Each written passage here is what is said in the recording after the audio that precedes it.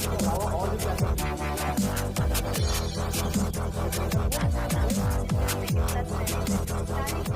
श्री राम, जय श्री राम। चलिए ठीक है, हम लोग क्या पढ़ रहे थे? Differential equation with constant coefficient, है ना। हायर ऑर्डर के जो डिफरेंशियल इक्वेशन होते हैं उनका हमको क्या करना है, सॉल्यूशन फाइंड कर रहे थे ना, तो वो भी कांस्टेंट कोफिशिएंट वाले का। ठीक है, ओके ठीक है। चलिए एक क्वेश्चन देते हैं, देखते हैं कौन बच्चा बना पाता है ना। हो जाए टेस्ट आप लोगों के, देखते हैं कितने बच्चे इसको समझ के कर पाते हैं, कितने बच्चे नहीं कर पाते। ठीक है, चले मैं एक क्वेश्चन दे रहा हूँ और आप लोग मुझे फटाफट सीओ बताओगे।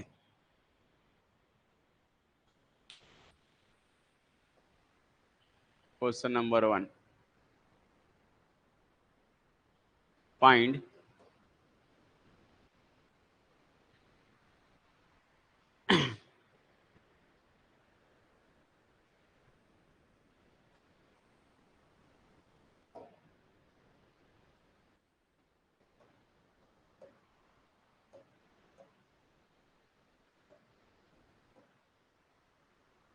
फाइंड होमोजेनियस सॉल्यूशन ऑफ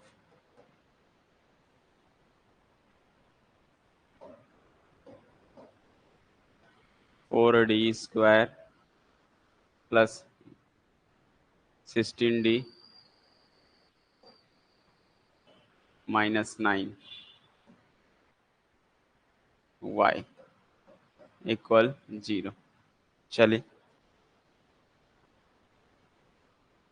चलिए आप लोग का टेस्ट समझ लो, इस तरह के क्वेश्चन को सॉल्व करके एक ठोक मुझे बताओ, फिर हम पीआई पर वर्क करेंगे। ठीक है, पर्टिकुलर इंटीग्रल पर वर्क करेंगे। बट ये एक क्वेश्चन है, जल्दी से आप लोग मुझे इसको सोल्यूशन बना के दिखाओ।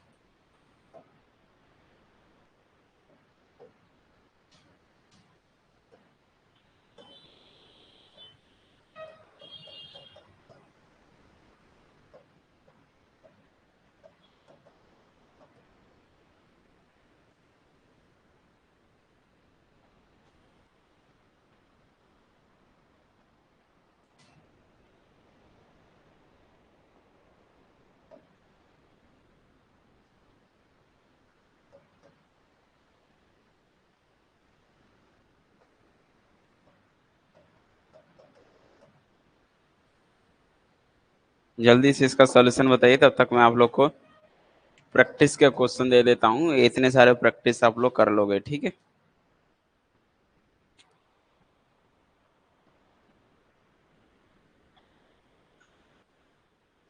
हम्म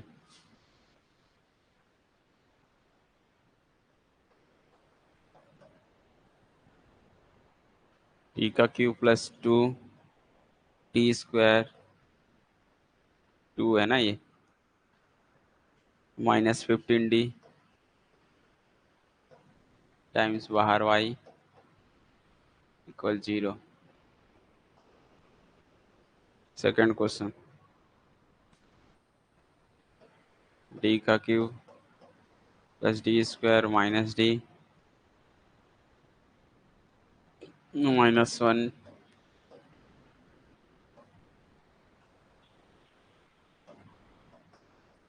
y इक्वल 0। तीसरा, d² प्लस d प्लस 1 बाहर y equal 0। Fourth question, d⁴ minus a⁴ y equal 0। d⁴ minus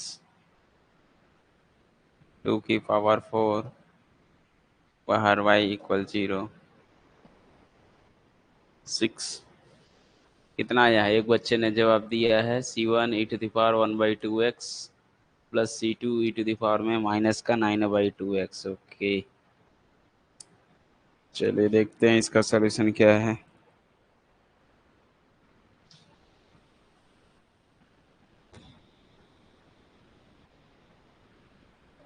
D⁻4 -2D⁴ cube plus 2D² -2D plus 1 y equal 0।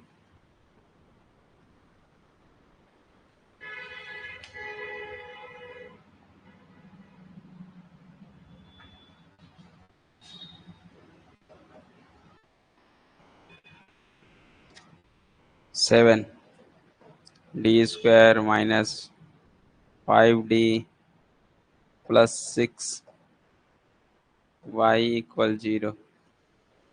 ये सारे प्रैक्टिस क्वेश्चन करने हैं आप लोगों को, ठीक है? ये बन गया सभी बच्चों से? एक जन से बना बस, बाकी लोगों से नहीं?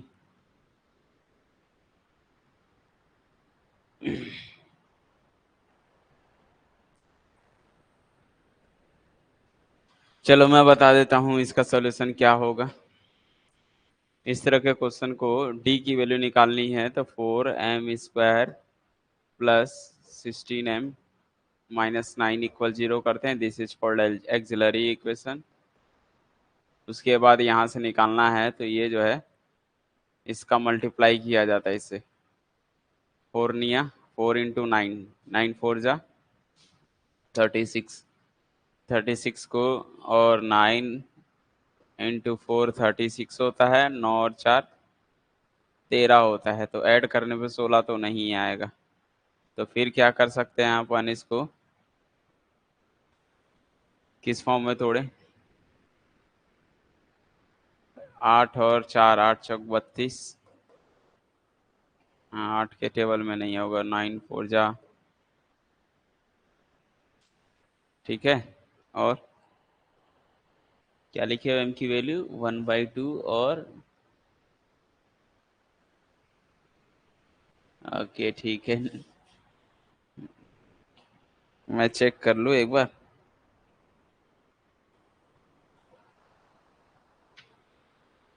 इसका आंसर देता है कि नहीं देता?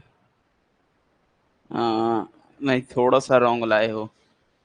नीलेश, क्या गौरव ने सही जवाब दिया है। और ठीक है, प्रिंस का भी सही है, 1/2 एंड -9/2x, ठीक है।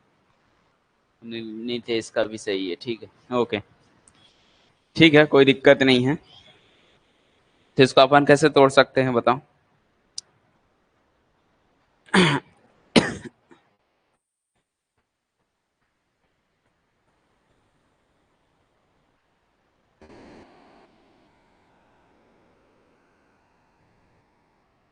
तो इसको अपन को 36 लाना है तो अपन ऐसे कर सकते हैं, 18 2 जा, है ना? 18 दूनी 36 होता है, 18 में से 2 गया 16 भी हो जाता है। तो कहानी आ जाएगी। तो कोई इशू नहीं है, इसको आप लोग बना सकते हो आराम से, इजी।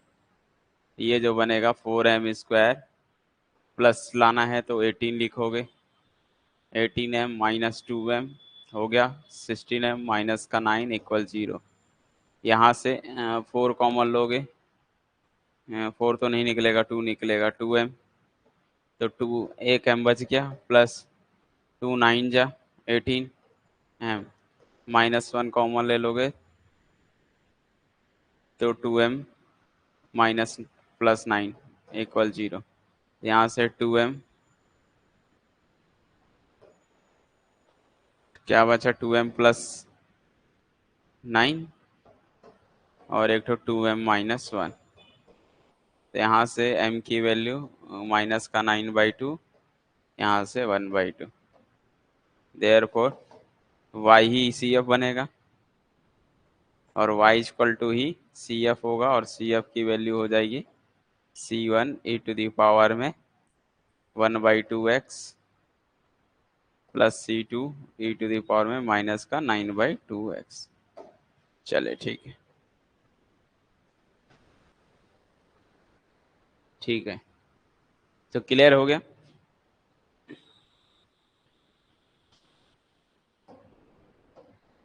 तो ये आप लोग के लिए ये जो दे रहा प्रैक्टिस है, ये वाले क्वेश्चन को प्रैक्टिस करिएगा, ठीक है। 7 इधर हो गए हैं, दो और दे देता हूँ। 8 number, 9d² plus 12d plus का 4 y इक्वल 0। एक ये क्वेश्चन। 9 ये दे देता हूँ, d का cube plus 2d² plus d y equal 0। ये सब आपको प्रैक्टिस करनी है, ठीक है। t to the power 4 minus 2d² plus 1 y equal 0, ठीक है।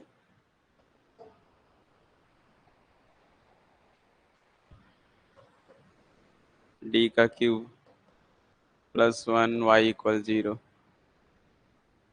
12 d का cube minus 2d² plus 4d minus 8 y equal 0।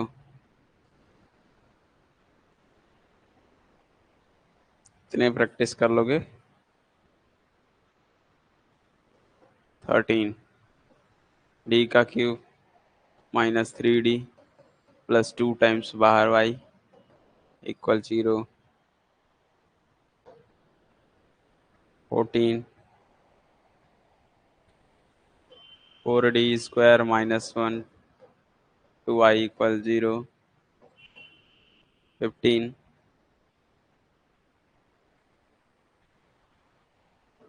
d to the power 4 y divide by dx की पावर 4 प्लस d का cube y divide by dx cube minus 6d² y divide by dx² equal 0।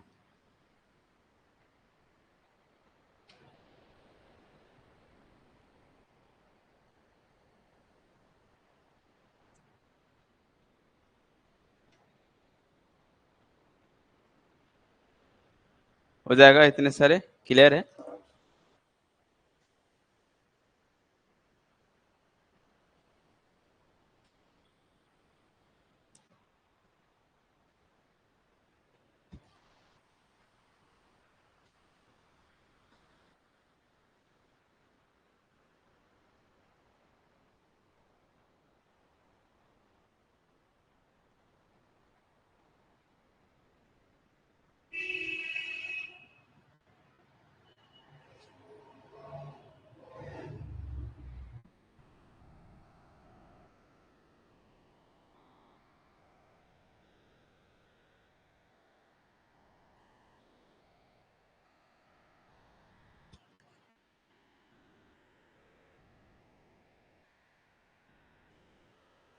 वैसे और भी बहुत सारे question है मेरे पास, but इतने कर लो, प्रैक्टिस के लिए हो जाएगा, है ना।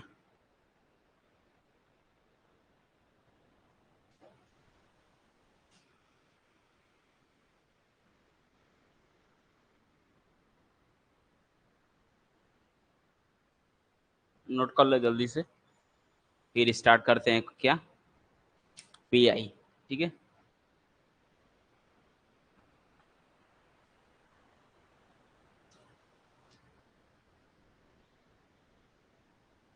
चलिए ठीक है।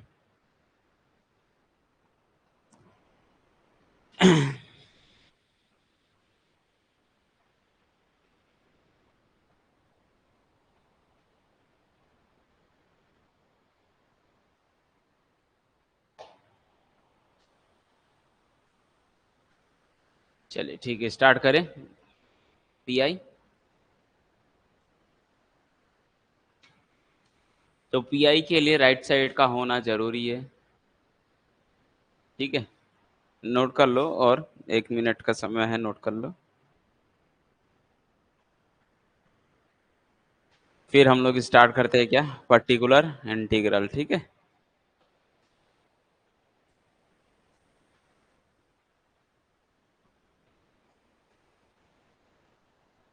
हम्म,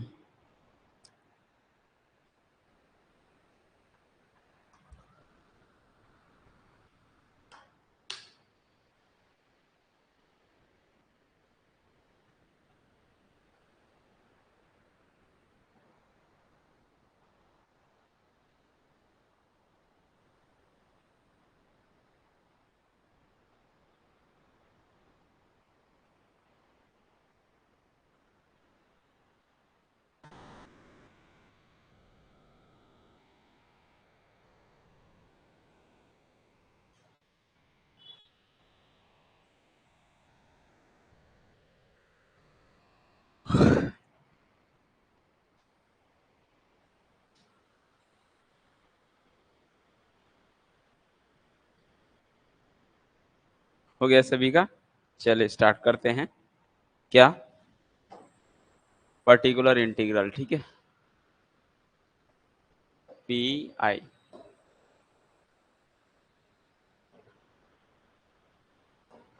पर्टिकुलर इंटीग्रल, इसको सॉल्यूशन भी बोलते हैं। ठीक है, इंटीग्रल मीन्स सॉल्यूशन भी होता है उसको, जरूरी नहीं इंटीग्रल। वो कई बच्चे इसको इंटीग्रेशन समझते हैं, इंटीग्रेशन नहीं है वो, इंटीग्रल है। इंटीग्रल को हम सॉल्यूशन भी बोलते हैं। ठीक है, दैट्स। तो पी आई ये तभी निकलता है जब आपका राइट साइड में कैसा हो फंक्शन, एफ एक्स एग्जिस्ट करे। ठीक है, ये तभी निकलेगा, मतलब इस केस के लिए जो राइट साइड का फंक्शन होता है एफ एक्स, वो क्या होता है, नॉट इक्वल्स टू जीरो होते हैं। तो कभी भी पी आई हमेशा फंक्शन पर डिपेंड करता है कि कौन सा फंक्शन है। लाइक एग्जांपल्स अगर बात करें, ठीक है, यहाँ पर ऐसा लिख दूं थोड़ा सा और अच्छे से कि ए नॉट डी की power n y upon d x की power n plus a one d की power n minus one y divide by d x की पावर एन माइनस वन। ठीक है, प्लस चलते जाता है, फिर a n y equal f of x, ये होता है। यहाँ पर मेंशन होगा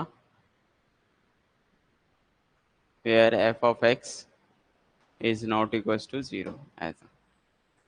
तभी हम पी आई कैलकुलेट कर सकते हैं, अदरवाइज कैलकुलेट नहीं कर पाएंगे। ठीक है, पहला स्टेप आता है कि पहला,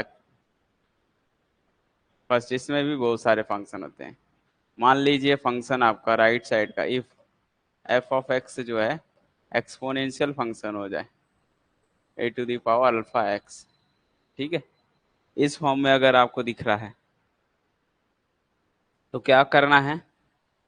ठीक है, जब भी इस टाइप का क्वेश्चन हो गया ई के फॉर्म में, अब अल्फा की वैल्यू कुछ भी हो सकती है, ई की पावर 2x, ई की पावर 3x, लाइक इस तरह से कुछ भी हो सकते हैं। तो जब भी ऐसा होगा फंक्शन, तो हम पी आई कैसे कैलकुलेट करेंगे, then P I particular integral बोलते हैं, ये निकलेगा 1 अपॉन में, राइट, इसको फंक्शन बोलते हैं डी का। ठीक है, तो इसको और दूसरे तरीके से लिख सकते हैं, f of function of d, और यहाँ राइट साइड का e to the power alpha x लिखते हैं, ऐसा। फिर डी के रिप्लेस पे पूरा अल्फा पुट कर देना। ये एफ डी क्या है, तो आपको एक चीज बता दूं, यहाँ पर एफ डी का मतलब इसी फंक्शन का ऐसे है, अल्फा। ठीक है, दैट इज, इसको कैपिटल लिख लो।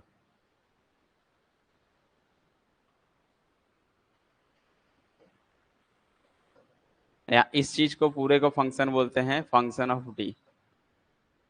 ठीक है, इस साइड वाले को function of d times into y equal में एफ ऑफ एक्स, ऐसे लिखने का तरीका है, इस तरह से लिख सकते हैं। ये दूसरा पैटर्न है।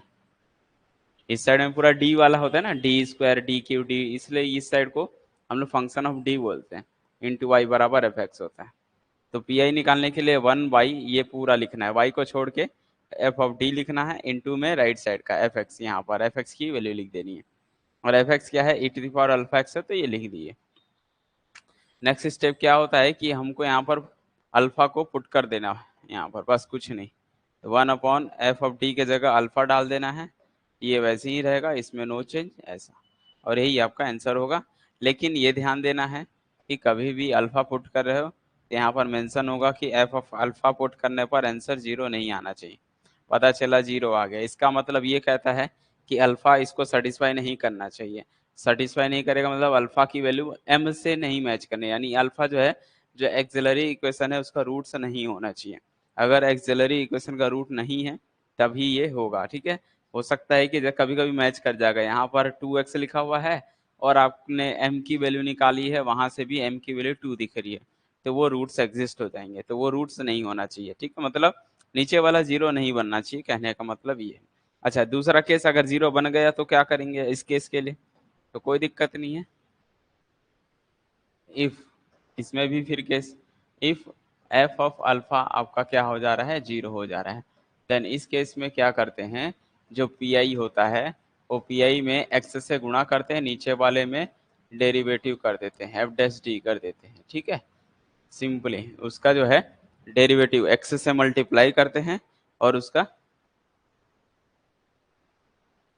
नहीं अभी कुछ स्टार्ट ज्यादा नहीं हुआ है, यही स्टार्ट हुआ है, ठीक है। तो ये मेन है। तो पी आई क्या होता है, एक्स से गुणा करेंगे और नीचे वाले का डेरिवेटिव करेंगे, एफ डैश डी करेंगे, ठीक है। और फिर यहाँ पर ई टू दी पावर में क्या है, अल्फा एक्स है, ठीक है। तो यहाँ पर अगला स्टेप क्या होगा, x into f dash d के जगह अल्फा पुट करोगे और e to the power alpha x लिखोगे। अब ये चेक करना कि फिर से ये 0 ना हो, अगर ये अल्फा पुट करने में फिर 0 हो गया तो फिर से एक्स से मल्टीप्लाई और डबल डेरिवेटिव, ये प्रोसेस को कंटिन्यू रिपीट करते जाते हैं, ठीक है। तो ये इसका पैटर्न हो गया, क्लियर हो गया सभी को कि ये क्या पैटर्न होता है, कि जब भी एफ एक्स आपका एक्सपोनेंशियल के फॉर्म में होगा तो कुछ नहीं, क्या करेंगे, डी के जगह अल्फा पुट करके चेक करेंगे, आंसर नीचे वाला 0 नहीं, यानी कि F of D, F of D कौन होता है, ये पूरा, जैसे अभी इस क्वेश्चन में बात किए थे, एफ ऑफ डी कौन है, ये पूरा, इसको बोलते हैं f of D, function of D, D का फंक्शन है। यहाँ पर आपको डी के जगह चेक करना है वो जो उस साइड में राइट साइड का दिया रहेगा, ठीक है। क्लियर है, चलिए। तो सिमिलरली अभी तो एक फंक्शन की बात करें तो आपके पास क्वेश्चन कितने टाइप के हो सकते हैं वो सारे को देखना है, ठीक है। सेकेंड स्टेप देखिए, अभी बस समझिए पहले। सेकेंड, इफ आपका जो फंक्शन है राइट साइड का वो जो है एक्सपोनेंशियल के साथ साथ क्या हो जाए, कोई कांस्टेंट हो जाए। कांस्टेंट के जगह मैं लिख सकता हूँ, पहले कांस्टेंट वाला नहीं साइन वाला दे देता हूँ, साइन ए एक्स या कॉस ए एक्स, कुछ भी हो सकते हैं, ठीक है। मतलब साइन हो या कॉस हो, दोनों के लिए सेम रूल है, इसके लिए मैं अलग से नहीं बताऊंगा, या तो साइन दिखेगा या तो कॉस में दिखेगा, ठीक है। तो इसको बोलते हैं ट्रिग्नोमेट्री फंक्शन।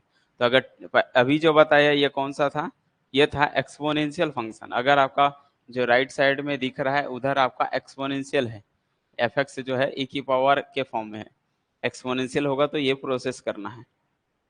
और यदि एक्सपोनेंशियल ना हो तो फिर देखेंगे कौन सा फंक्शन है दूसरा, मान लो दूसरा कौन सा हो गया, ट्रिग्नोमेट्रिक फंक्शन हो गया, एक ये हो सकता है।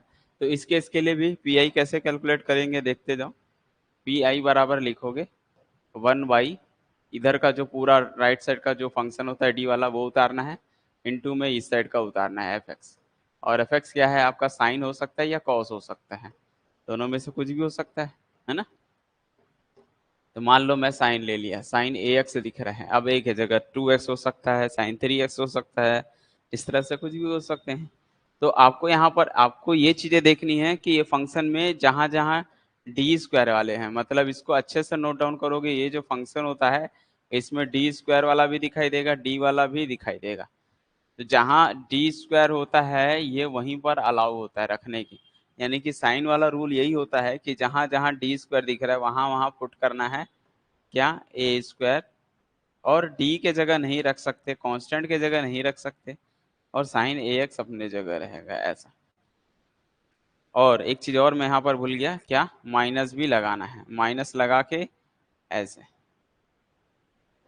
मतलब सिर्फ डी स्क्वायर के जगह माइनस लिख के ये जो नंबर ए है उसको लिखना है ए स्क्वायर, और फिर डी वाला पार्ट डी के ही फॉर्म में चलेगा, कोई दिक्कत नहीं। ये आएगा, फिर यहाँ से डी वन बाई डी के फॉर्म में कुछ दिखेगा, उसको सेपरेट करेंगे, सॉल्व करेंगे। तो ये ध्यान देना है आपको कि डी स्क्वायर के जगह ही आपको क्या पुट करना है, ये ए की वैल्यू सिर्फ डी स्क्वायर के जगह ही रख सकते हो, कहीं और नहीं रख सकते। लाइक अगर ऐसा दिख रहा है 1/d² प्लस 3d+1, और यहाँ पर लिख दिया हूँ sin 2x, तो आपको सिर्फ 2d² के जगह ही डालना है। तो क्या डालना है, माइनस लिखना है, d के जगह 2 का स्क्वायर डालना है, और प्लस 3d+1 अपने जगह रहेगा। क्लियर है? ऐसे अब इसको सॉल्व कर लो। 2 दूनी 4 -4 +1 -3, ऐसा सॉल्व करना पड़ेगा। अभी सवाल में हम समझेंगे क्लियरिटी, बट अभी मैं सिर्फ ओवरऑल एक स्ट्रक्चर दे रहा हूँ कि आपके पास इस तरह से क्वेश्चन होगा तो इस तरह से हैंडल करेंगे। क्वेश्चन में आपको अच्छे से क्लियरली समझ में आ जाएगा, डरने की जरूरत नहीं है। तो पहला फंक्शन आपका हो सकता है एक्सपोनेंशियल हो, दूसरा फंक्शन हो सकता है ट्रिग्नोमेट्री। ट्रिग्नोमेट्री में भी सिर्फ स्पेशल साइन और कॉस, इसके अलावा कुछ और दिखेगा तो नहीं। टेन के लिए कोई रूल नहीं है, कॉट के लिए कोई रूल नहीं है, बाकी चीज के लिए रूल नहीं है, सिर्फ साइन और कॉस के लिए ही ये रूल है।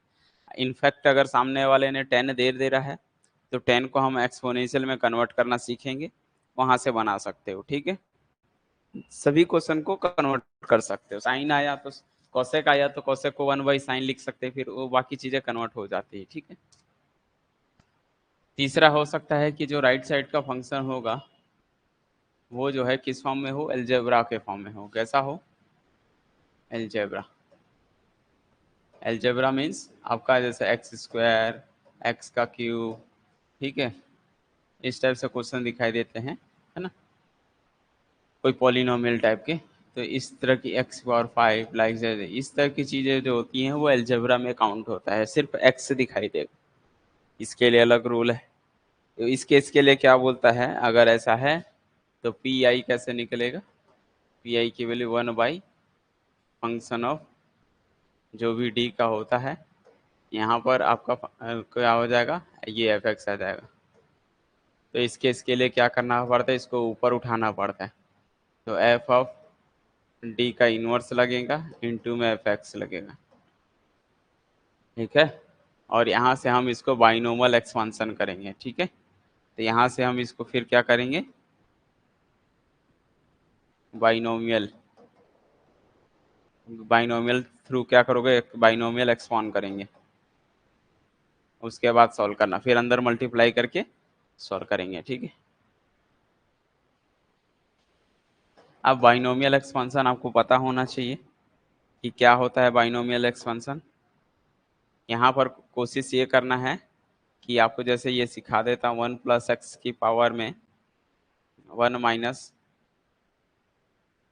जैसे 1 - x की पावर -1 का फॉर्मूला, ये एक दे देता हूँ एग्जाम्पल्स के लिए।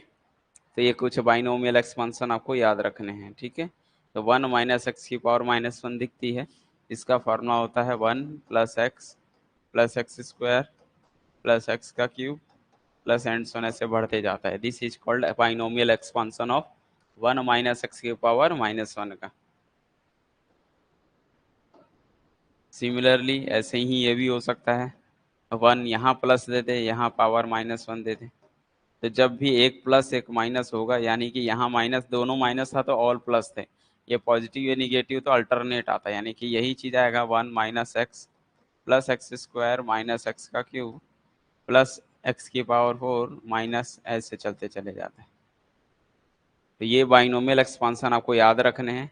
यहाँ पर भी जितने बाइनोमियल बनाएंगे कोशिश करेंगे हमेशा कि 1 बने सामने में, नहीं होगा तो 1 को बनाना पड़ेगा, कॉमन लेके 1 बनाएंगे हमेशा। ठीक है, हो सकता है कि ये दिखाई दे दे आपको 1 - x की पावर में -2 दे दे, इसका भी एकदम याद रखना है। कुछ स्पेशल बाइनोमियल एक्सपांसन है, ज़्यादातर क्वेश्चन यही पैटर्न बनते हैं, इसके अलावा ज़्यादातर नहीं बनता है। ठीक है, इस केस के लिए क्या करना है, जब भी अगर -2 से स्टार्ट होता है तो ये सीरीज अल्टरनेट बन जाती है। 1 - 2x है तो प्लस, दोनों माइनस है तो सब प्लस बनेगा, 1 + 2x plus 3x² plus 4x³ plus 5x की पावर 4, ऐसे चलते चले जाते हैं। ये अल्टरनेट, लेकिन किस में अल्टरनेट तो नहीं आएगा, ऐसे नंबरिंग के साथ चलता है, 1 2 3 4 5।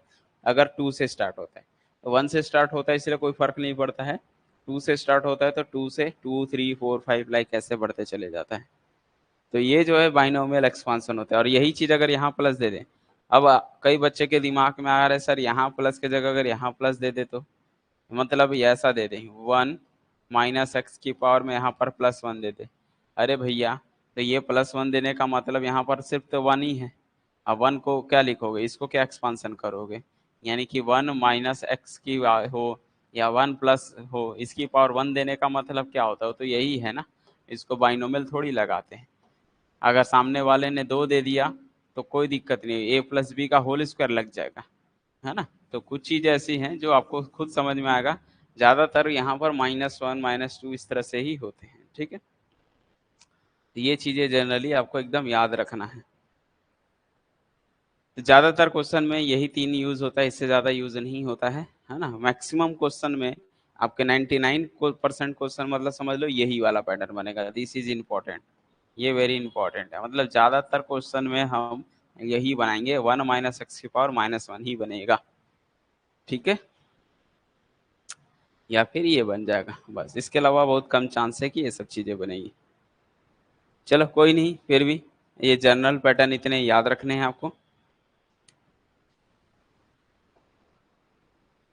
तो 3 तरह के क्वेश्चन को हमने पढ़ लिया, एक एल्जेब्रा, ट्रिग्नोमेट्रिक मतलब साइन कॉस, और एक एक्सपोनेंशियल। इसके अलावा कुछ भी दिखेगा तो उसको हम कन्वर्ट करेंगे, ठीक है।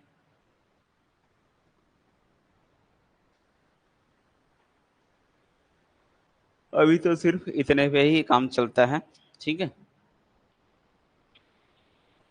जैसे मैं एग्जाम्पल से की बात करूंगा, सबसे पहले अपन एग्जाम्पल पर वर्क करते हैं, ठीक है। Question number 1, solve the following. अब सॉल्व लिखा है मतलब आपको कंप्लीट सॉल्यूशन चाहिए, ठीक है। कंप्लीट पूरा बनाना है। जैसे लिखा हुआ है d² - 3d प्लस का 2 टाइम्स बाहर y इक्वल a⁴ ठीक है। इसी क्वेश्चन को मैं दो एक और पैटर्न से बताऊंगा, 2 क्वेश्चन बताऊंगा, ठीक है।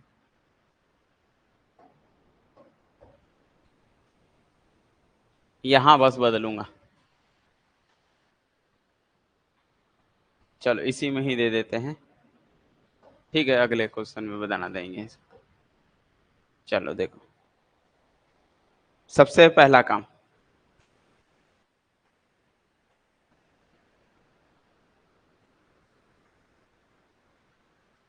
एक्सपोनेंशियल वाला यही है क्वेश्चन, अभी इसी में समझ में आ जाएगा आपको, ठीक है। एक्सपोनेंशियल वाला कुछ भी नहीं करना है, डी के जगह अल्फा पुट कर देना है, बस जो भी जहां जहां डी दिख रहा है वहां वहां ये अल्फा पुट कर देना है, चेक करना है। अगर 0 नहीं आया तो ठीक है, वही रख देना है। अगर 0 आ गया तो फिर एक्स से गुणा नीचे वाले का डेरिवेटिव कर देना है, बस सिंपल है, ठीक है। अब फिर अल्फा पुट करेंगे डी के जगह, और कुछ नहीं है, ठीक है। चले आ जाओ इधर सवाल पे, इसमें समझो।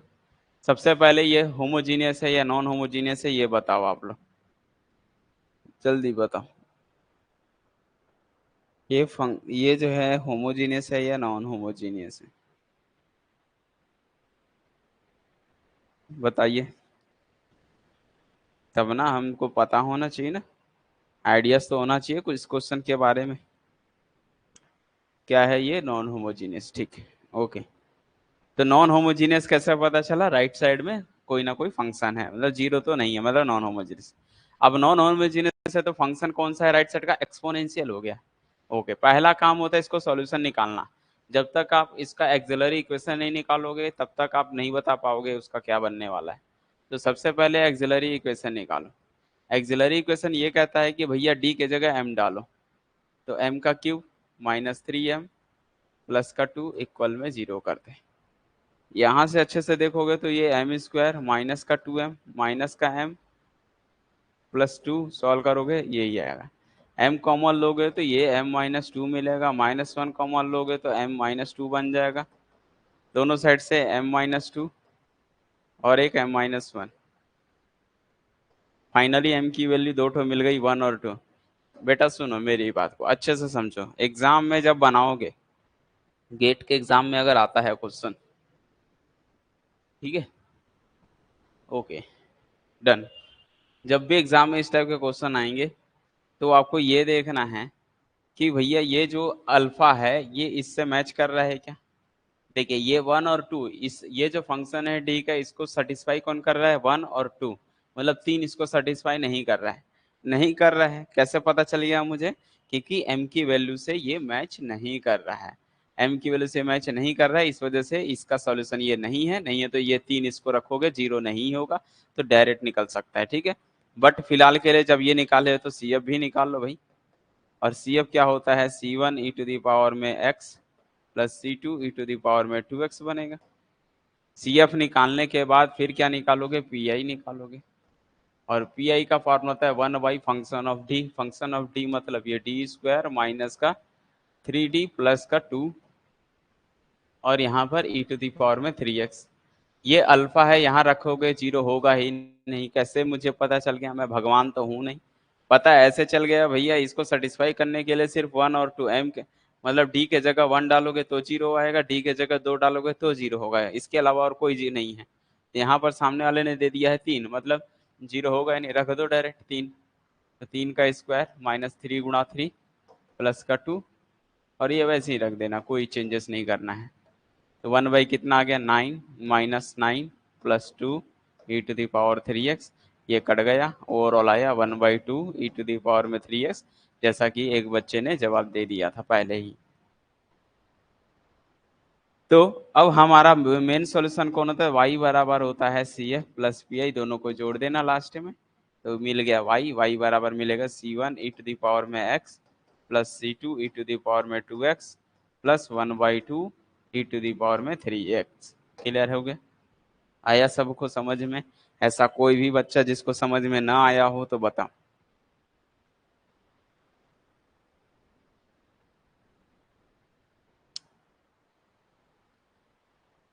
जल्दी बताओ।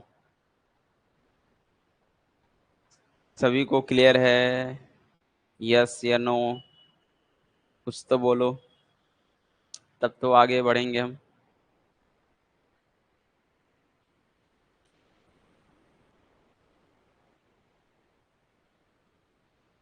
जल्दी बोलो जल्दी।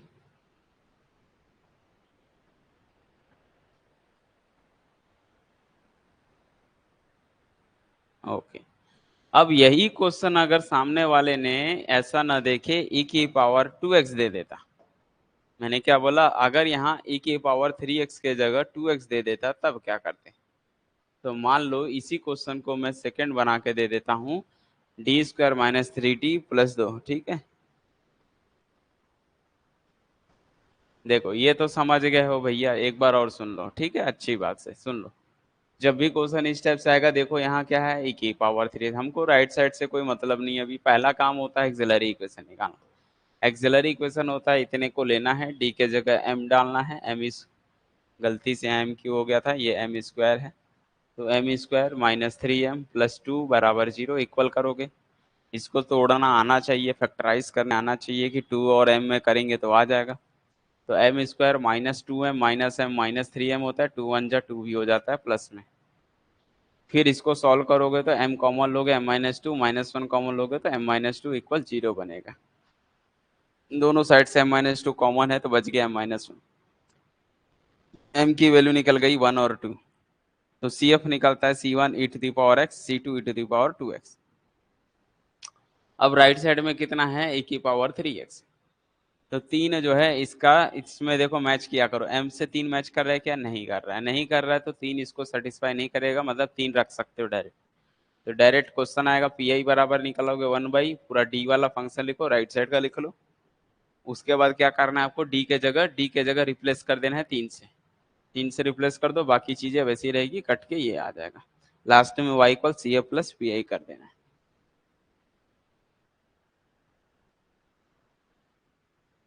ओके, और इनकेस अगर मैंने कहा यही क्वेश्चन अगर 2x के फॉर्म में हो, यानी कि क्वेश्चन अगर ऐसा हो जाए d square minus 3d plus 2 times y equal e to the power में 2x होता।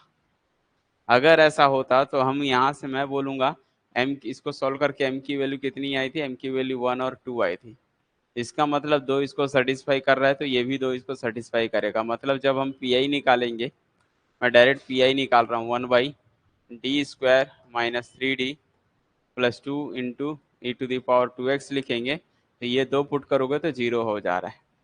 दो पुट करोगे तो जीरो हो जाएगा, रख सकते हो, रखने की भी जरूरत नहीं है, दो इसका रूट है, आपको पता है, इसी को सॉल्व करके तो लाए थे यहाँ से। तो ये जो मैच कर रहा है यहाँ से दो सेटिस्फाई करने पे दो जीरो होगा, 2 2 जा 4 माइनस 3 2 जा 6 प्लस 2 4 2 6 माइनस 6 जीरो हो जाएगा। तो जीरो हो जा रहा है, तो जीरो हो जा रहा है तो नीचे का तो जीरो होना नहीं चाहिए। तो इस केस के लिए हमने बताया था बेटा एक्स से गुणा कर देना, नीचे का डेरिवेटिव कर देना। नीचे वाले का डिफ्रेंशिएट करोगे तो डी स्क्वायर का 2d होता है, 3d का 1 हो जाएगा तो बच गया 3, वो 2 का 0 हो गया, बच गया e की पावर 2x। अब रखना है, अगर अभी भी 2 जीरो कर दे रहा है तो फिर से x से गुणा करता और नीचे का डिफ्रेंशिएट करता, ये प्रोसेस को चलते चले जाना है। फिलहाल के लिए अभी जो है यहाँ रख सकते हो, तो x हो गया, दो रखो, दो रखोगे तो 2 × 2 माइनस 3 इंटू ई की पावर 2x, 2 2 जा 4 माइनस 3 1 हो गया तो बच गया x/1 E to the power में 2x। तो उस केस के लिए पी आई कहीं ना कहीं कौन आएगा, x e to the power में 2x। आया समझ में?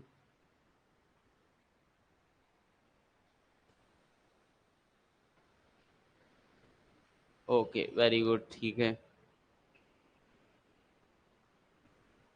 मैच करने से बताया ना, देखो मैच किया तो क्या आया,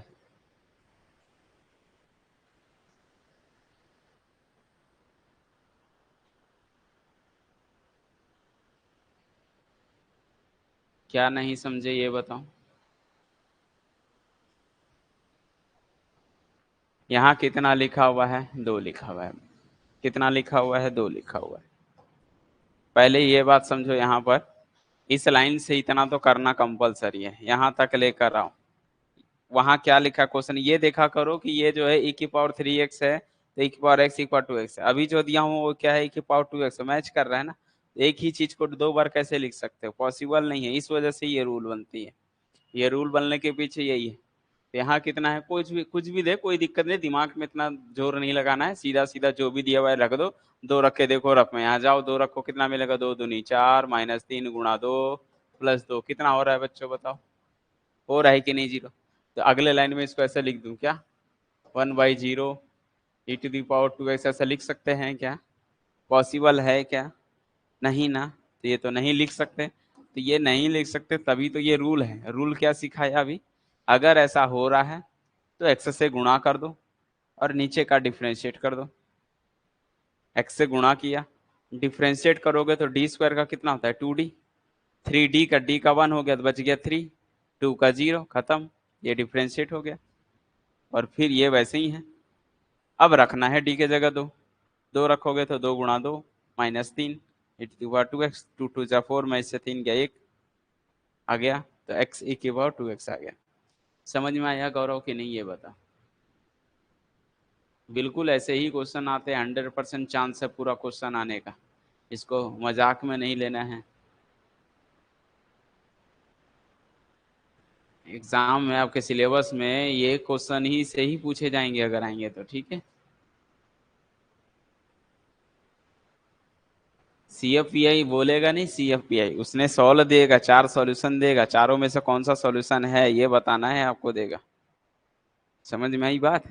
वो आपसे सॉल्यूशन पीआई नहीं देने के वाला है, वो आपसे देगा एक क्वेश्चन देगा, नीचे में चार ऑप्शन दिए रहेंगे, और चारों ऑप्शन में सॉल्यूशन होंगे, कुछ ना कुछ प्लस माइनस का करेक्ट करके देगा इधर उधर, और आपसे बोलेगा भैया इनमें से कौन सा करेक्ट है ये बताना है, इसका सॉल्यूशन। समझ गए। तो ये प्रोसेस आना चाहिए तब ना हम बता पाएंगे, अदरवाइज कैसे बता पाएंगे। क्लियर हुआ, यस या नो, जल्दी बताओ भाई।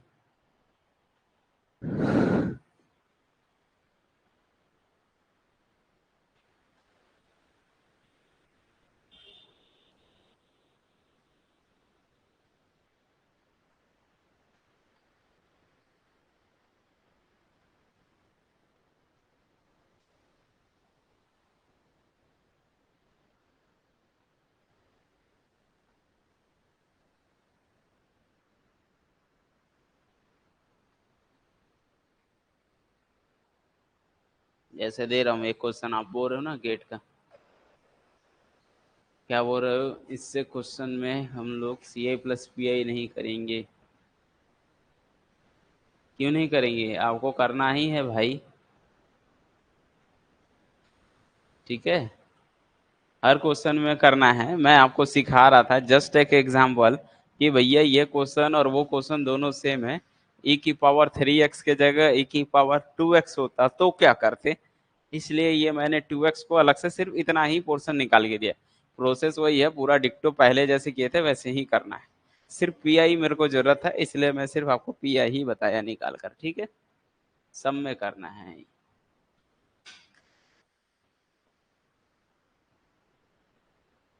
क्लियर है।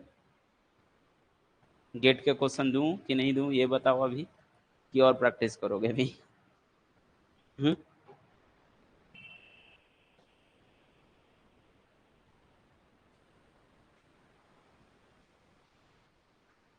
मोस्ट इंपॉर्टेंट क्वेश्चन जो कि आया हुआ है गेट में, गेट में पूछा गया क्वेश्चन। और ये भी कौन से में, 2018 में पूछा गया। ठीक है, अब देखिए क्वेश्चन देने वाला कैसा देगा। सुने हो ना गाना, देने वाला जब भी देता छप्पड़ फाड़ के देते हैं। बहुत सुनते हो गाना वाना। चलिए क्वेश्चन लिखा है, the solution of the differential equation.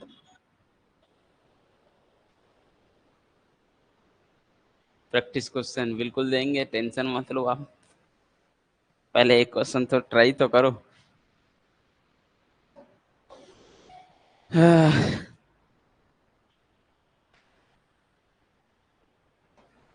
देखिए ऐसा है ना, जितने क्वेश्चन मैं करा दे रहा हूँ गेट में आप लोग को, अगर उतने क्वेश्चन उतने वीडियोस को अच्छे से प्रैक्टिस कर लिए, लिख कर ले लो क्वेश्चन, एक भी ऐसा नहीं होगा जिससे आपसे क्वेश्चन नहीं बने।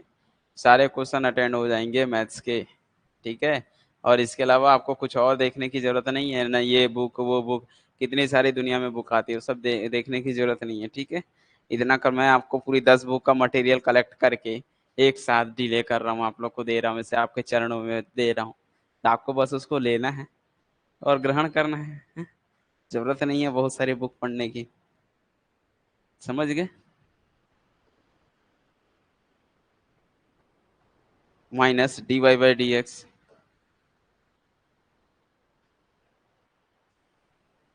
माइनस 2y इक्वल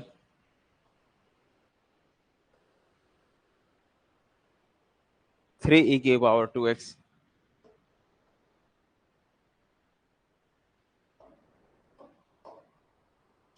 साथ में वेयर कंडीशन दिया, इसको बोलते हैं इनिशियल कंडीशन। कंडीशन दो टाइप के होते हैं बेटा, एक इनिशियल एक बाउंड्री कंडीशन।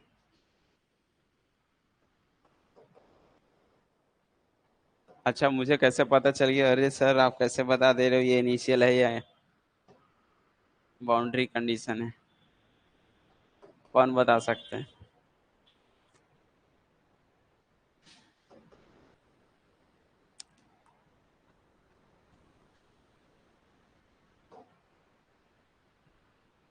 हम्म, इतना देने के बाद आपको सामने वाले ने क्या दे देगा आपको, इसका जो है वो दे देगा, सॉल्यूशन दे देगा चार्ट। ठीक है, पहला जैसे y बराबर y equal e⁻−x minus e⁻−2x, मतलब +2x, और plus x e⁻²x। Second, y equal e⁻x minus e⁻−2x minus x e⁻²x। तीसरा, y equal to e⁻−x plus e⁻²x, मैं बोला था ना प्लस माइनस बस आगे पीछे कर देगा, बस हो गया, उसी में से ही क्वेश्चन दे देगा कोई ना कोई।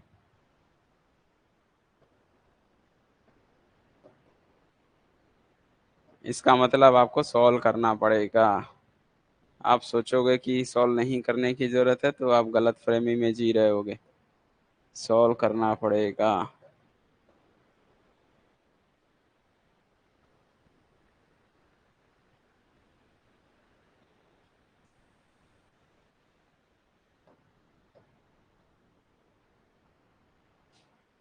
देखिए, दे दिया ना इस टाइप से क्वेश्चन। चलिए अब ट्राई कीजिए, बताइए। आपको एक चीज पहले समझ लो, इनिशियल कंडीशन क्या होता है। यहाँ पर कौन सा पॉइंट है अंदर में, देखो जीरो जीरो। जब एक ही पॉइंट पर बहुत सारे कंडीशन दिए होते हैं उसको बोलते हैं इनिशियल कंडीशन। ठीक है, मतलब y of a something, y of a, y dash a, y double dash a. यहाँ पर एक ही पॉइंट चल रहा है, ए दिस इज कॉल्ड। इस वजह से ये जो कंडीशन है इसको इनिशियल कंडीशन बोलते हैं। जब दो कंडीशन होते हैं ना, ऐसा जैसे वाई ऑफ ए बराबर 2, वाई ऑफ बी बराबर 4, ऐसा, तो ये बाउंड्री कंडीशन होता है। ठीक है, यानी कि यहाँ अलग यहाँ अलग, दोनों अलग अलग पॉइंट होते हैं। जब दो अलग पॉइंट होते हैं तो उसको बाउंड्री कंडीशन बोलते हैं, एक ही पॉइंट पर दिया होता है तो आप उसको बोलते हैं इनिशियल कंडीशन। हो सकता है कभी कभी एग्जाम में इससे भी रिलेटेड पूछ देगा, in which of the following is initial condition. Initial condition यहीं से देख के पता चल रहा है, जीरो जीरो पे दिया हुआ है, यहाँ भी जीरो है, यहाँ भी जीरो है, मतलब ये इनिशियल कंडीशन है। जब यहाँ जीरो होता है, यहाँ वन होता है, जीरो होता है, टू होता है, कुछ और को नंबर होते हैं तो ये बाउंड्री कंडीशन होता है। तो बाउंड्री कंडीशन मतलब ये और ये होता है। इनिशियल कंडीशन मतलब ये ए है, ये B, this is called boundary condition. लेकिन इनिशियल कंडीशन मतलब एक ही पॉइंट पर होगा, अंदर में, अंदर के एक ही पॉइंट पर काम चलता है। क्लियर है? चलो इसको बताओ, इसका कौन सा ऑप्शन करेक्ट है। बना पाओगे कि मुझे बताना पड़ेगा क्या है? बताओगे तभी तो अपन सॉल्व कर पाएंगे उसके आगे। तो बताओ एक बार, आप लोग कोशिश करो।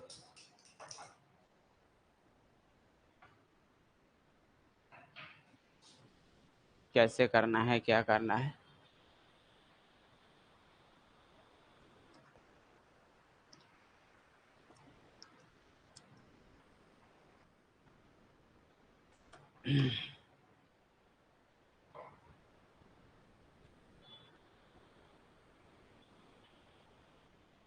तीसरा,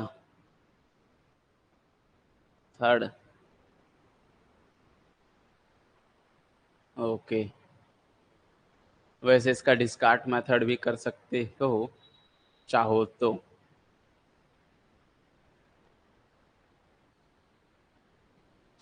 क्या बोल रहे हो?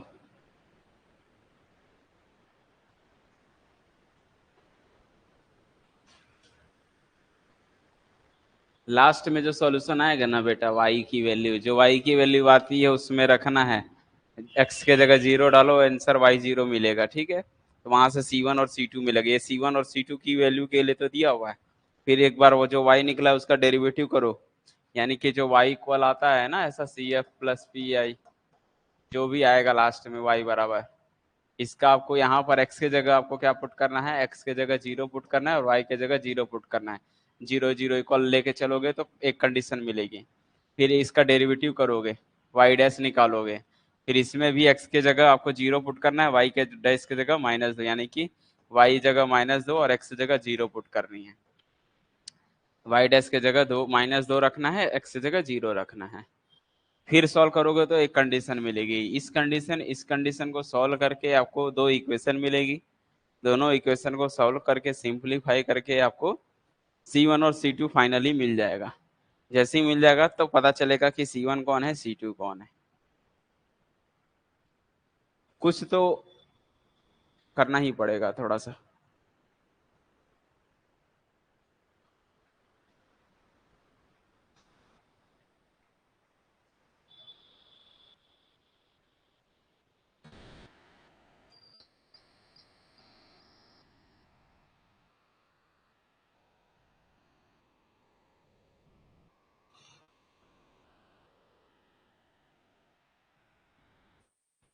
हो पाएगा कि नहीं हो पाएगा, कि मैं बताऊं कि डिस्कार्ट में?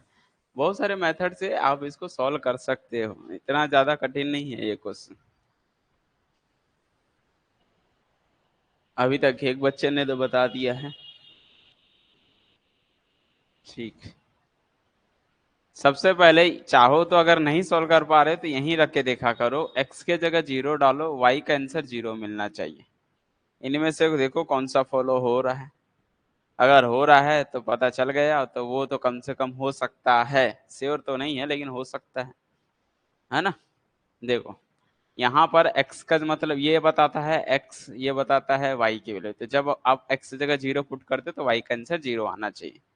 तो मान लो इसमें x की जगह जीरो पुट किया, ये x की जगह जीरो डाला तो e की पावर जीरो वन, ये पुट किया तो जीरो हो गया, ये भी one, one minus one zero, यहाँ जीरो पुट करोगे जीरो पूरा हो गया, तो जीरो ये आंसर जीरो आ रहा है, तो ये हो सकता है। अच्छा इधर आओ, e की पावर जीरो होता है वन, ये भी zero, one one minus one zero, x की जगह जीरो, ये भी जीरो, तो जीरो माइनस जीरो जीरो हो गया, ये भी हो सकता है।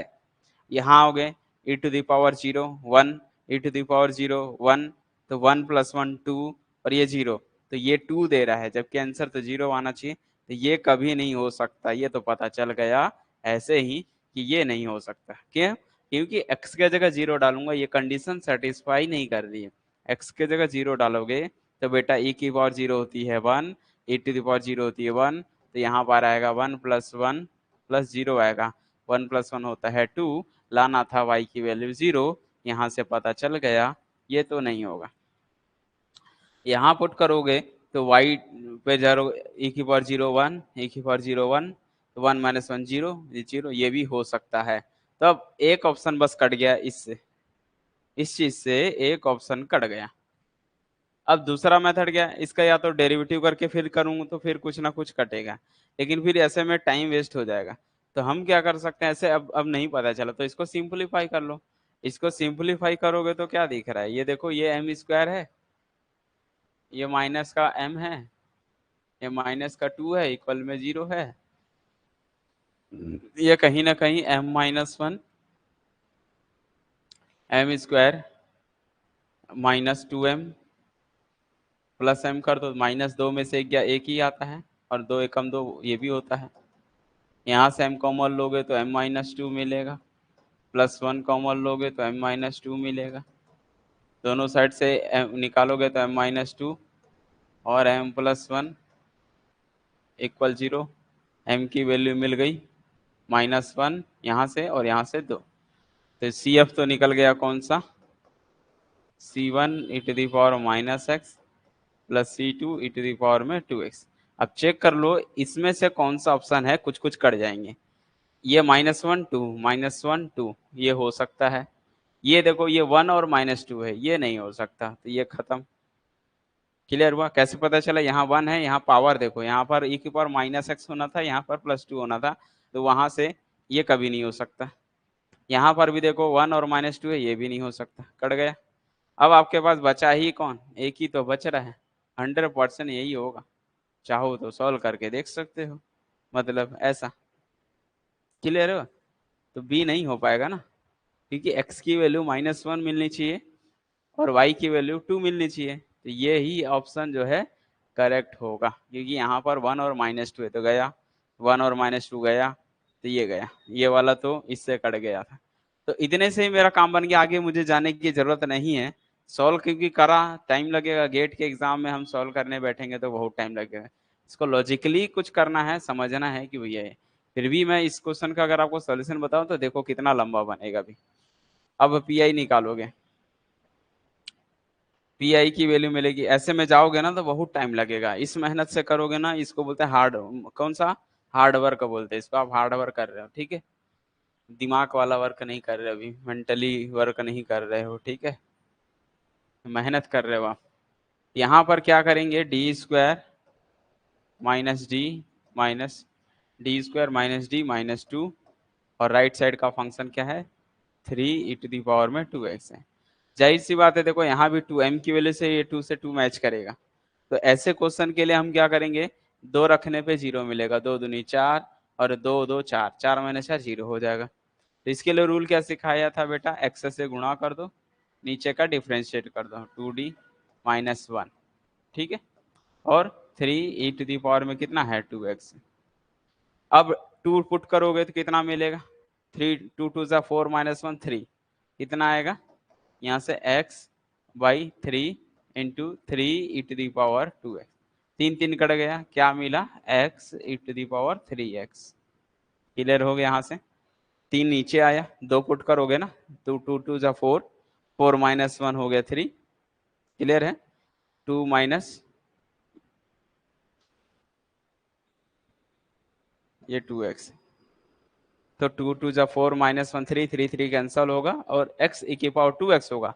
तो पी तो पता चल गया। देखो यहाँ से अगर आप यहाँ से भी जाओगे तो पी की वैल्यू x e 2x है, x e 2x है, माइनस x की पावर 2x कैंसल, प्लस ये सभी प्लस है तो ये ऐसे ऐसे भी काट सकते हो एक आध ऑप्शन। तो ऑप्शन को काटना आपके ऊपर डिपेंड करता है कि आप किस तरह से वर्क करते हैं।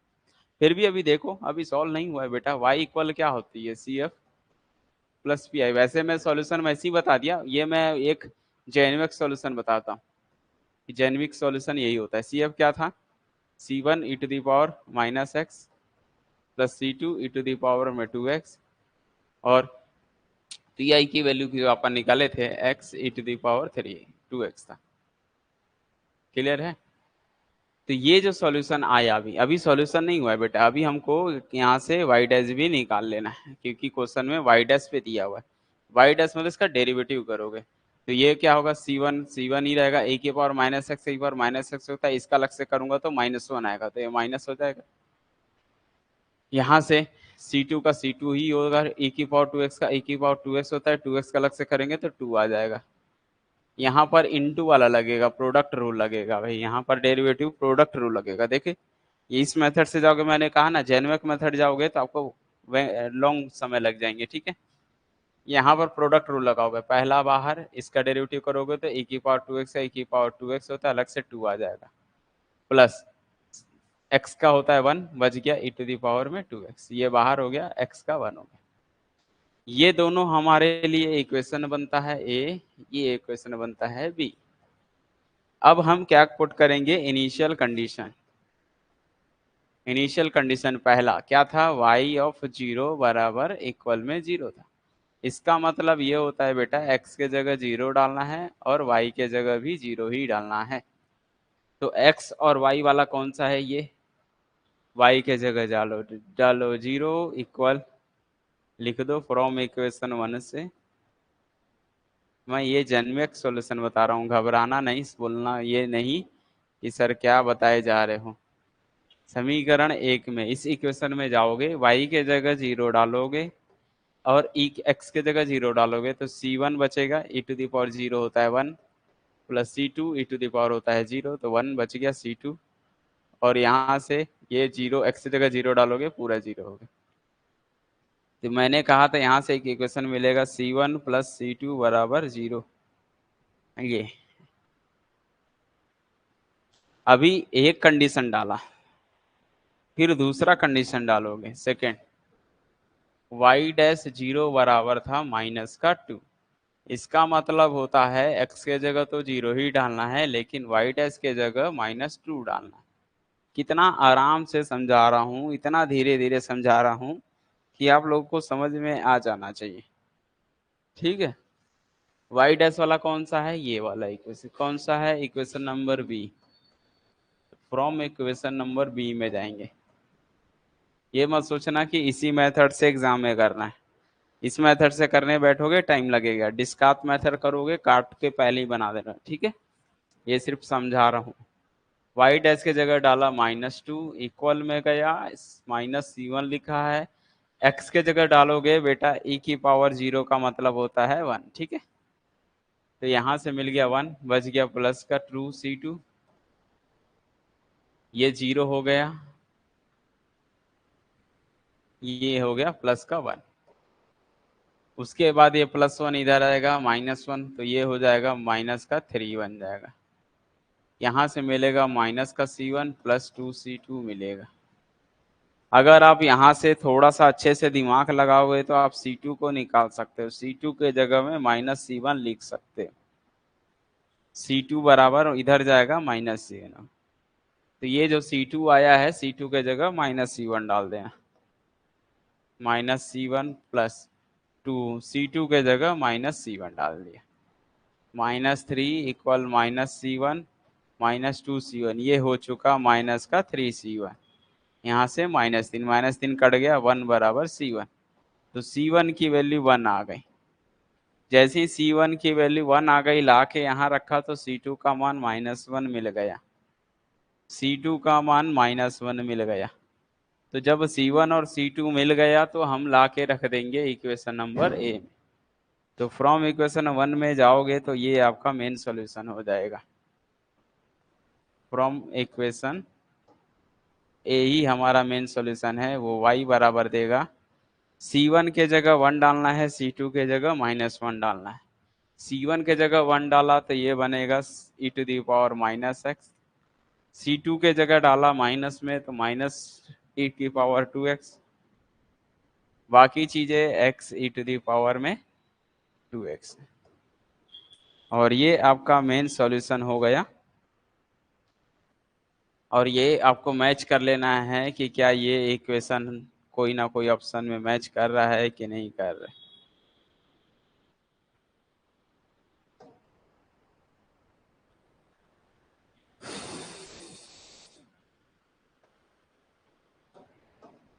क्लियर है? आया समझ में सबको? y बराबर e⁻−x -e⁻2x, x e⁻2x, check कर लो। e⁻−x -e⁻2x plus x e⁻2x, बाकी सारे ऑप्शन कट गए। क्लियर हुआ कैसा हैंडल करना है? लेकिन ऐसे कंप्लीटली पागलों की तरह नहीं हल करना है ना? ये तो ऐसे हल करने बैठोगे तो हो गया, एक एग्जाम में एक ही क्वेश्चन बना पाओगे। हमको क्या करना है, मैंने कहा था, हमने देखो यहीं से बता दिया। एक तो कुछ इनिशियल कंडीशन से बना दिया, एक तो इससे बन गया, ये गलत हो गया। बाकी तीन ऑप्शन इससे कट गए, m की वैल्यू से, 1 और 1 2 से। ऐसे ही लॉजिक लगा लगा के देखना है। जब आपके पास कोई रास्ता ना बचे कि नहीं भैया अब हो ही नहीं रहा है, दो ऑप्शन बच गए मान लो, दो ऑप्शन इससे भी करके इससे भी करे, तो फिर या तो इसका डेरिवेटिव करके उसमें रख के चेक कर लेना फटाक से। इसका डेरिवेटिव करने आना चाहिए कि -e⁻−x होगा, -e⁻2x होगा, फिर यहाँ प्रोडक्ट रूल लगा लेना, फिर वहां रख के देख लेना, पक्का है वहां से कहीं ना कहीं कंडीशन कट जाएगी। ठीक है?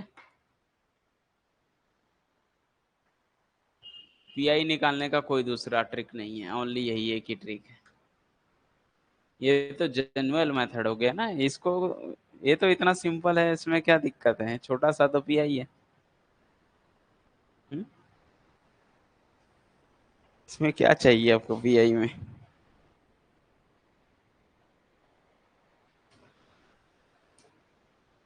तो ये बताओ सबको समझ में आया कि नहीं आया ये प्रोसेस?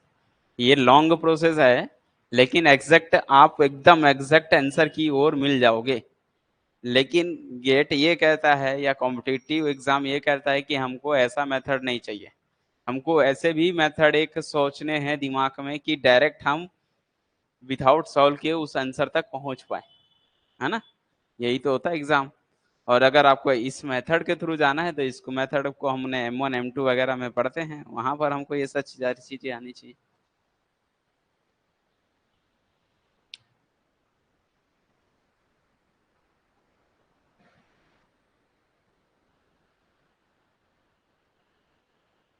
एक्स से मल्टीप्लाई किए होंगे ना, एक्स से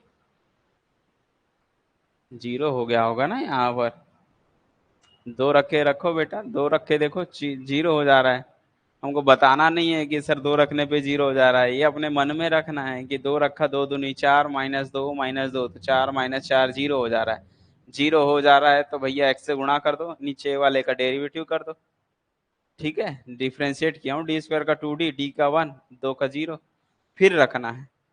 अगर ये बार बार हो रहा है, मान लो अगर अभी भी रखने पे दो जीरो हो जाता, मान लो यहाँ पर 4 होता, 2d - 4 होता, तो फिर जीरो हो जाता, तो फिर से एक्स से गुणा, फिर से नीचे का डेरिवेटिव, एक्स से मल्टीप्लाई फिर डेरिवेटिव, एक्स से मल्टीप्लाई और डेरिवेटिव, एक्स से मल्टीप्लाई और डेरिवेटिव, तब तक चलेगा जब तक कि ये जीरो ना हो, है ना? ये चीजें ध्यान देना है। क्लियर है?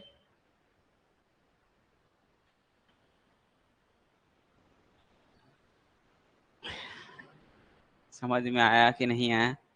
एक क्वेश्चन दूं ऐसा वाला? हाँ जाओ।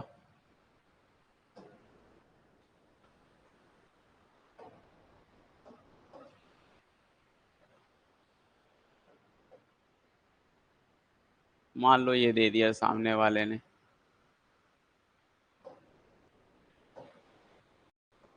d² -4d +4 y equal e⁻²x। अभी देखते जाओ और अच्छे से क्लियर हो जाएगा। अब इस क्वेश्चन से आपका डर भगाएगा। सबसे पहले m की वैल्यू बताओ, तो ये क्या बनेगा? एक्सिलरी इक्वेशन निकलेगा इसका m² -4m +4 इक्वल 0।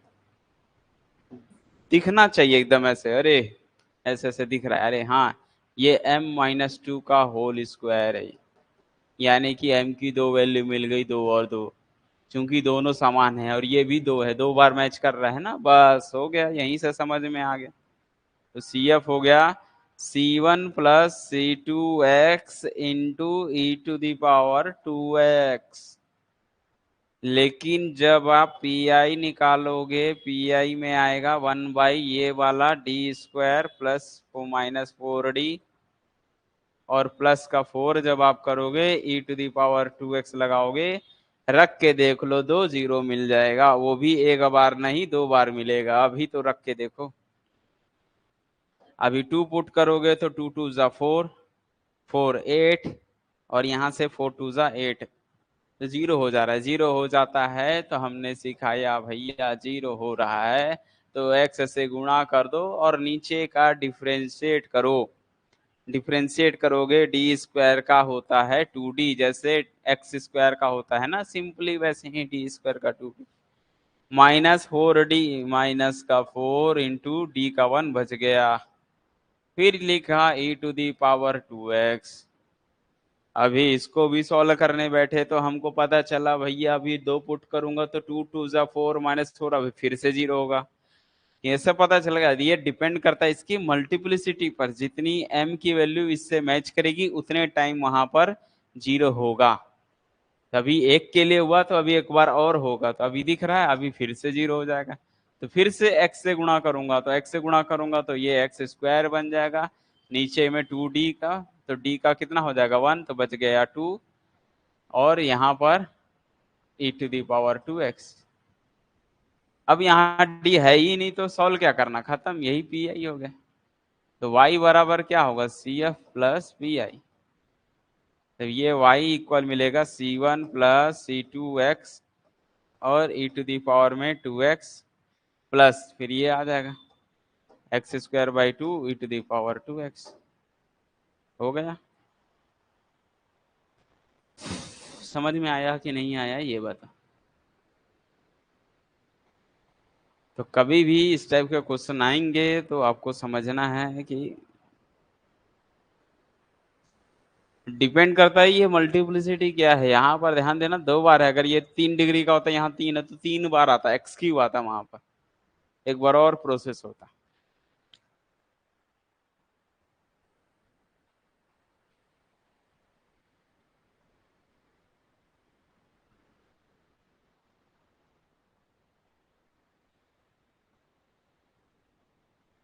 ठीक है।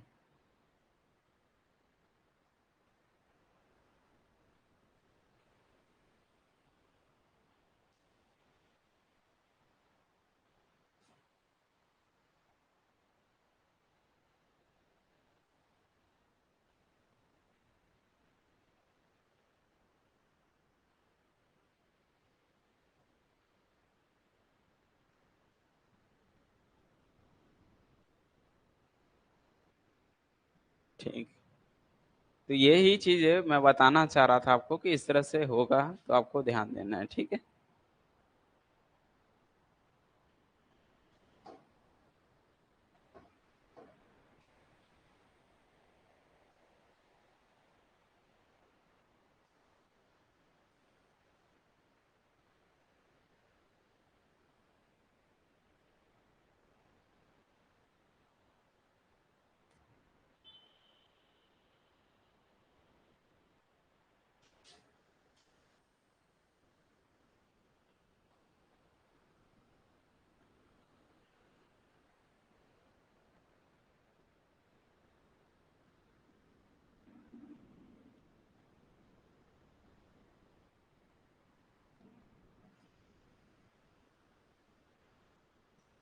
चलिए एक क्वेश्चन और देखते हैं।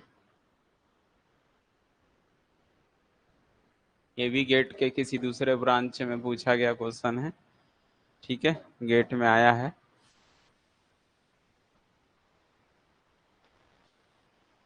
क्वेश्चन लिखा है इफ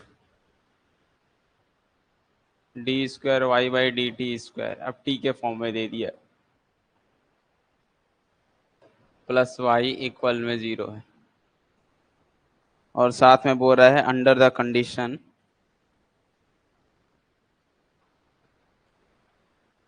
अंडर द कंडीशन। याद रखना एग्जाम में जितने भी देंगे कंडीशन वाला देगा, बिना कंडीशन का नहीं देगा। बस कंडीशन को वो घुमा के देगा, आपको समझ में आना चाहिए कि किस तरह का कंडीशन है। जैसे इसमें देखिए घुमा के लिख दिया कंडीशन, कंडीशंस लिखा हुआ है कि y equal 1 and d y by d t equal 0, ये दे दिया हुआ व्हेन टी इक्वल 0। तो देखिए ये क्वेश्चन को घुमा दिया। अब तक ऐसे हमने पढ़ रहे थे y बराबर 0, ऐसा नहीं देखे वो डायरेक्ट उसकी वैल्यू दे रहा, y बराबर 1 and d y by d t की वैल्यू 0 है, और व्हेन t बराबर 0 then y is equal to, ऐसा लिखा है, then y is equal to. देखिए क्वेश्चन तो इतना इजी है मैं क्या बताऊं, लेकिन बच्चे इसको नहीं समझ पाते हैं कि सामने वाला क्या दिया है। Sine t cos t tan t cot t, sine t, दूसरा कॉस टी, तीसरा टेन टी, चौथा कॉट टी।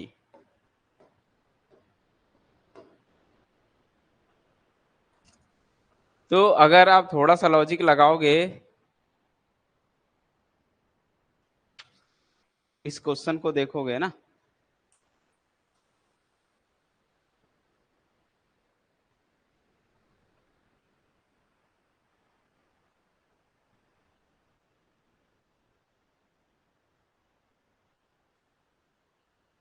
क्या लिखे हो आप, देखो आप जो आशीष ने आपने जो दिया है ना क्वेश्चन, वो जो है ना इस कैटेगरी का क्वेश्चन नहीं है। अभी हमारा एक मेथड बचा हुआ है आइलर वाला, कॉसी आइलर वाला, वो वहां का क्वेश्चन है। Your equation is called Cauchy Euler equation, ठीक है, आइलर कॉसी इक्वेशन है, but this is differential equation is called कौन सा, constant coefficient, higher degree of constant coefficient, ठीक है। तो जो आपने जो दिया है वो कॉसी वाला क्वेश्चन है, ये जो क्वेश्चन है जिसमें कांस्टेंट का मल्टीप्लाई होता है उसको हम बोलते हैं सिर्फ हायर ऑर्डर कांस्टेंट कोफिशिएंट वाले क्वेश्चन। और आपने जो क्वेश्चन दे रहा है वो है कॉसी आइलर इक्वेशन है, तो वो अलग है, अभी हमने उस पर भी चर्चा ही नहीं किया है, तो उसको यहाँ नहीं मैं बता सकता अभी।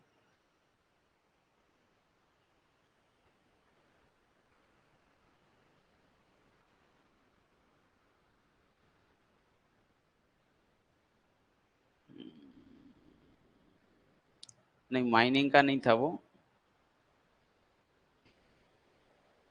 अब फिलहाल मेरे को वो भी आइडिया नहीं है माइनिंग का था कि कहाँ, बस गेट में आया हुआ क्वेश्चन है वो चीज है, ठीक है। चलो अगर आप थोड़ा सा लॉजिक समझोगे तो मैं तो पहले ही कर दूंगा कि ये ऑप्शन तो हो ही नहीं सकता, क्योंकि ज्यादातर क्वेश्चन में टेन और कॉट होते ही नहीं है, विदाउट टेन कॉट के क्वेश्चन आते हैं, ठीक है। टेन और कॉट सॉल्यूशन में नहीं आता कभी भी।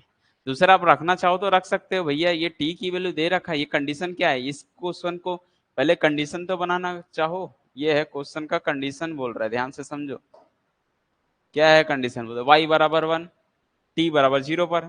तो भैया ये y ऑफ t का फंक्शन है, तभी तो d y by d t किया है, हमारा t इंडिपेंडेंट वेरिएबल है। तो y जो फंक्शन है वो t का फंक्शन है, मतलब यहाँ पर वो ऐसा बोलना चाह रहा है कि t के जगह 0 डालो, y ऑफ 0 पर आंसर कितना दिया हुआ है, 1 दिया हुआ है ये। और इसका मतलब होता है कि y डैश t के जगह 0 ही डालना है, और इक्वल में दिया हुआ है 0 है। This is called initial condition है एक्चुअल में, लिखा है ना, y की वैल्यू 1 होगी, d y by d t की वैल्यू 0 होगी जब t का मान होगा 0 के। बस क्वेश्चन को ये दिया हुआ है, तो यहाँ पर रख के देख सकते हो ना भैया, 0 पुट करने पर 1 आना चाहिए, तो साइन 0 की वैल्यू कितनी होती है, 1 होती है क्या, नहीं, खत्म। नहीं समझे भैया, क्वेश्चन में पुट करो, वाई जीरो, एक्स की जगह जीरो पुट करो, टी की जगह जीरो पुट करो, आपका आंसर आना चाहिए। तो ऐसे ही मिल जाते हैं, इनिशियल कंडीशन से ही मिल जाते हैं। ठीक है, या कैसे कर रहे हो, इसको थोड़ा देखो, समझने की कोशिश करो।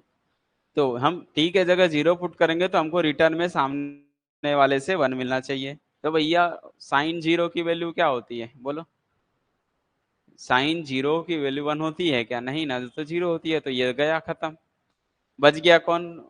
जीरो पुट करोगे कॉस जीरो की वैल्यू वन हो सकती है, टेन जीरो होता नहीं है क्योंकि टेन जीरो जीरो होता है, कॉट जीरो की वैल्यू वन होती है। तो ये दो हो सकते हैं, लेकिन मैं बताया ना आपको, ज्यादातर कॉट होता नहीं है। आप बता रहे हो क्या कॉट? कॉट तो नहीं, कॉस, हाँ कॉस बता रहे हो, ठीक है। तो कॉस हो सकता है, कॉट तो होता नहीं। फिर भी अपनी इच्छा के अनुसार चेक कर लो भैया डेरिवेटिव करके। जब मैं इसका डेरिवेटिव करूंगा ना, कॉट का क्या होता है याद है? टेन का सेक स्क्वायर होता है, कॉट का क्या होता है? माइनस कॉसेक स्क्वायर होता है, माइनस कॉसेक स्क्वायर टी होता है। और टी की जगह जीरो पुट करोगे, ये भी जीरो दे देता है, क्योंकि कॉसेक जीरो क्या होता है? कॉसेक जीरो इन्फिनिटी होता है शायद, है ना?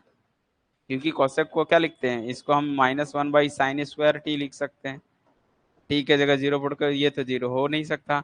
और कॉस का डेरिवेटिव क्या होता है? साइन टी होता है माइनस में, टी की जगह जीरो पुट करोगे तो, मतलब देखो मैंने कहा ना, हमने विथआउट सॉल्व किए डायरेक्ट आंसर बता दिए, बिना सॉल्व किए बस क्वेश्चन पढ़े, अरे भैया ये है, हाँ डायरेक्ट मार दे, ये भी नहीं, ये भी इन्हीं इनिशियल ऑप्शन से बना सकते हैं। लेकिन नहीं, हमको तो सॉल्यूशन चाहिए, हम तो सॉल्यूशन बनाएंगे, हमको तो सॉल्यूशन चाहिए ना भाई। और सॉल्यूशन क्या कहता है, इसको ऐसे लिख सकते हैं ना, एक्सिलरी इक्वेशन। एक्सिलरी इक्वेशन होगा m square plus one equal में जीरो, वाई कॉमन निकलता है तो ये बच गया। यहाँ से एम स्क्वायर, इसको क्या लिख सकते हो, ये अंडर रूट में जाएगा माइनस वन, और एम की वैल्यू मिलेगी प्लस माइनस आयोटा। यानी कि एम की दो जब भी होता है हो ऐसा, तो एम बराबर zero plus minus zero iota लिख सकते हैं इसको। जब भी इस टाइप का केस होता है तो मैंने बताया था बेटा, ये होमोजीनियस है, होमोजीनियस में सी एफ ही वाई होता है, वाई ही सी एफ बनेगा। तो सी एफ क्या निकलेगा, c one e to the power में पहले ये वाला जीरो लिखते हैं, जीरो टी ब्रैकेट में c one cos t plus सी टू साइन टी, और टी की वैल्यू यहाँ वन है, इसलिए किसी के पास जीरो वन होता है तो बच गया c one cos t plus सी टू साइन टी, ये होता है वाई, मिल गया सॉल्यूशन।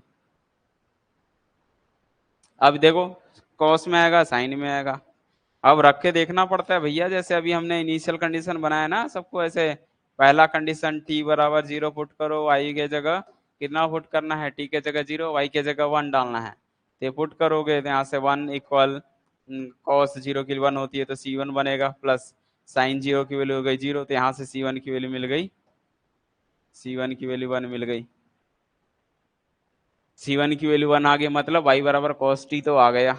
तो कॉस टी ऐसे ही ठीक हो गया, साइन पे जाने की जरूरत नहीं है। फिर भी निकाल लो, दूसरा निकालोगे क्या मिलेगा, जब हम क्या पुट करेंगे, सेकेंड, इसका वाई डैश निकालना पड़ेगा, तो वाई डैश करोगे, वाई डैश बराबर सी वन कॉस का क्या होता है माइनस साइन टी, तो minus C one sine t plus सी टू साइन का कॉस होता है तो सी टू कॉस टी। अब यहाँ से कंडीशन लगाओ, d y by d t कितना है, जीरो है, टी के जगह जीरो डालना है और वाई डैश के जगह भी जीरो डालना है, तो कितना मिलेगा, जीरो इक्वल में ये साइन टी जीरो होता है, जीरो हो गया, प्लस सी टू कॉस जीरो का मान वन, यहाँ से सी टू का मान हो गया जीरो, ला के लगा दो, वाई बराबर क्या मिलेगा फाइनली भैया, सी वन का मान वन हो गया, सी टू का मान जीरो हो गया, ला के रखोगे c one one c two zero, बच गया वाई बराबर कॉस टी। ऐसे बनाए जा सकते हैं।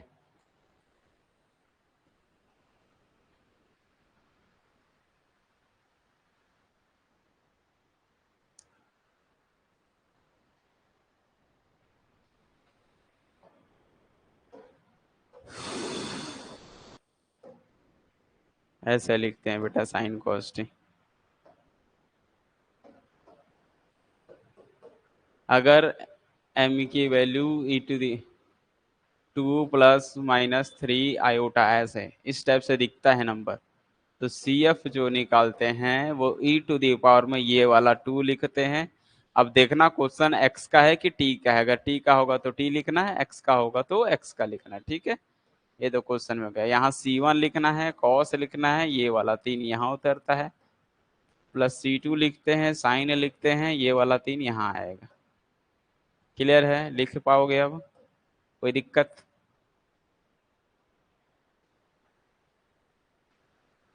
क्लियर है।